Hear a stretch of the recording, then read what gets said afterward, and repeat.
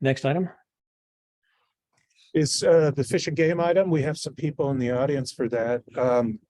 It's predominantly Steve's work that we'll be discussing, but I just wanted to raise sort of a scheduling issue before Steve launches into the discussion. I am recommending that we postpone consideration of the discussion of Fish and Game Code section 45, the definition of fish that applies to the code. You'll recall that we added a discussion of that issue into the narrative of the draft recommendation. There has been quite a bit of consternation, I think, about the character of that discussion. And at this point, I think it would be prudent to let that discussion continue for another month and see if we can find a place of agreement. So my recommendation is that we not discuss the supplement to the memo, which is exclusively focused on that issue, and that the commission today consider the proposed legislation and approve the proposed legislation if you're prepared to do that, but set aside until for another month the narrative part of the recommendation. So How do the commissioners feel about that? that's fine. I agree. Brian, I had sort of a process question. In the process of further refining the language over the course of the next few weeks, if any of the commissioners have suggestions or thoughts, or just generally want to discuss that with Steve, is it appropriate for them to reach out? It's a difficult question because of the Open Meeting Act. Right. That we're not allowed to have communication between a quorum of members, which for us would be 5. And that includes not just everybody getting together in a single gathering, it also includes serial communication, including through a conduit. So if 5 of you were to express views with Steve, that would be skirting into a potential issue around the Open Meeting Act. What if Steve keeps track and when he gets to the 4th person, he cuts it off? Well, yeah, I mean, we could do that for sure. Okay.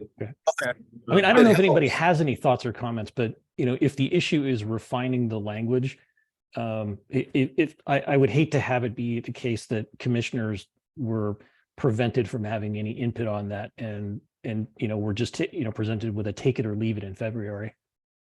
Well, you never have a take it or leave it. It's always proposed for decision, and you can choose to modify. It's just tough to be like redrafting language on the fly. Yep, absolutely. Brian, yes. Brian, if it helps, I have no intention of contacting staff about the issue. Okay. So that's one of us you can cross off the list. Great. Again, I don't know if anybody does, but I don't want commissioners to feel like it's a closed door. Yeah. Okay. It sounds like you're all amenable to that for today's purposes, and I will let Steve take it over. All right. So this is memorandum 23-6, which is presents a staff draft of a final recommendation on this fish and game study that we've been working on for some time. Brian has already talked about there is a supplement that I guess we're not going to talk about. So regarding the main memorandum, what we're concerned about here is the proposed legislation in the staff draft, as opposed to the narrative portion, which goes before the proposed legislation. Virtually all of the proposed revisions have already been presented to and approved by the commission at previous meetings, excuse me. The only exceptions are the 11 code sections, which the memo identifies and calls for special attention to in footnote 4 of the memo. And even those are pretty straightforward. They are explained in the comment to the section that's revised in the large draft of all the proposed revisions. And even those, most of them were, 7 of those were actually revisions that were approved by Department of Fish and Wildlife after the presentation in November, which is why they were singled out for special attention. And the remaining 4 are conforming revisions, just correcting cross-references because of some other amendment in the proposed legislation. And there is one that, actually 2 versions of a section which had to be changed because of an amendment by the legislature to the section this year.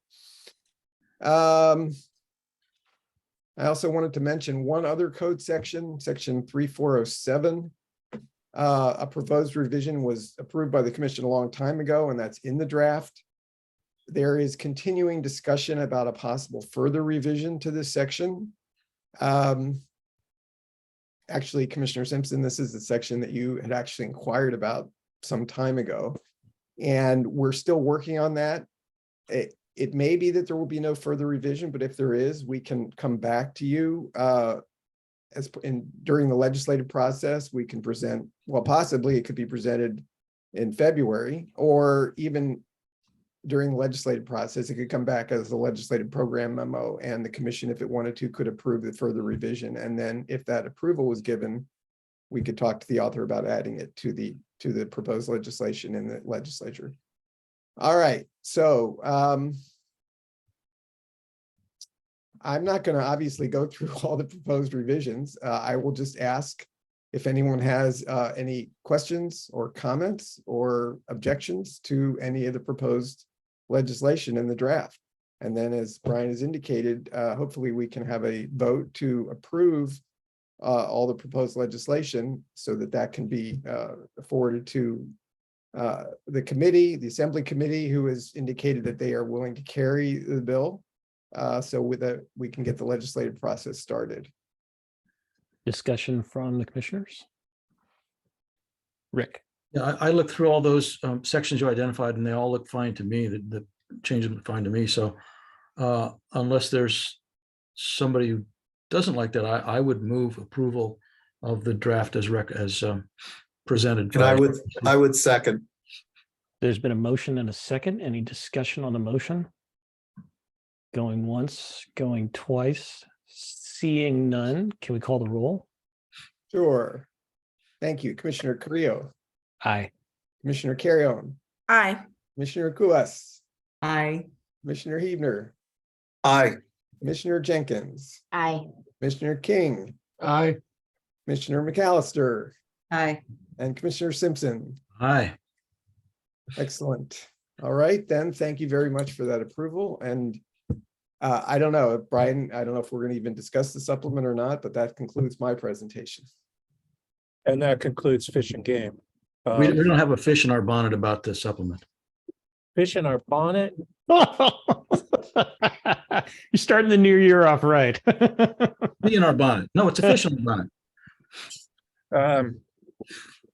I will note too that when you moved, seconded, and approved the proposed legislation, I saw no hands go up in the audience. So presumably there's nobody who wanted to argue for any changes. So I think we're good with the proposed legislation.